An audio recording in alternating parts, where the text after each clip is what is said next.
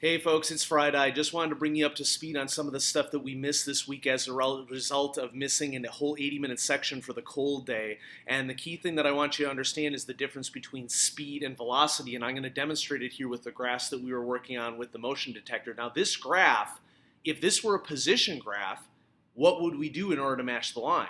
Well, the line's flat, and if this graph represents how far away you are from the motion detector, a flat line means that you're standing still. But this is not a position graph, this is a velocity graph. And so what we're going to do with this graph is tracking how fast we are moving. And in order to do that, I want to show you some of the key differences between speed and velocity by showing you two graphs, and there's a key difference between them that we'll get to. And so first things first, I'm going to go ahead and try to match this graph. Now it's a flat line, but a flat line for velocity is actually really hard to match because what that means is I'm going to try to go at constant speed. And I'm probably not going to be very successful, but I'm going to try to get close. And so here we go. Let's see how I do. Baby steps, baby steps, baby steps, baby steps, baby steps, baby steps. Now, question for you.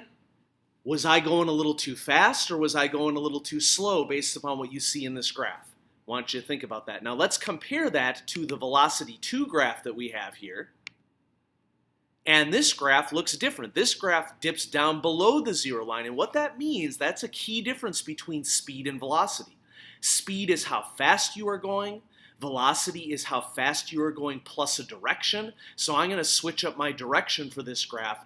For the first graph, I was moving away from the motion detector. For the second graph, I'm moving towards the motion detector. And this matters huge for our lives. I mean, if you tell someone to go a certain speed, but you don't tell them what direction they're going, they could fall into a river or an ocean. Or if you tell someone that they need to go towards downtown Omaha and you just tell them to go east, and they start going east and they drive directly through people's backyards, that's not going to work. So direction matters hugely in terms of physics. So this time, instead of going backwards, I'm going to go forwards, and let's see how we do. Baby steps, baby steps, baby steps, baby steps, baby steps, baby steps, baby steps, baby steps.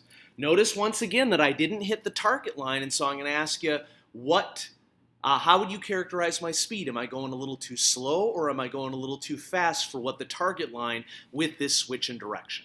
So I'm hoping this helps you to understand a key difference between speed and velocity. If we had that extra 80 minutes, I would have had you do this all on your own with a lot more practice, but we're going to have to settle for this given the snow day. And so I will catch you later.